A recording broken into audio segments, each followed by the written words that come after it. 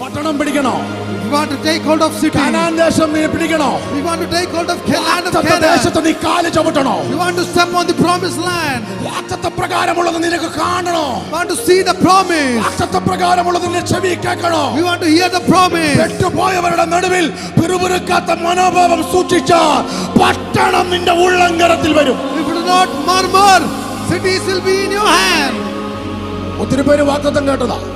Many people have heard the promise. അവരും തെരഞ്ഞെടുക്കപ്പെട്ടവരായിരുന്നു. They are also chosen. അവരും വിളിയുള്ളവരായിരുന്നു. They also have the calling. അവരും വാഗ്ദത്തം ദൈവശബ്ദം അവരും കേട്ടതാ. They heard the voice of God മോശയിലൂടെ ആണെന്നേ ഉള്ളൂ.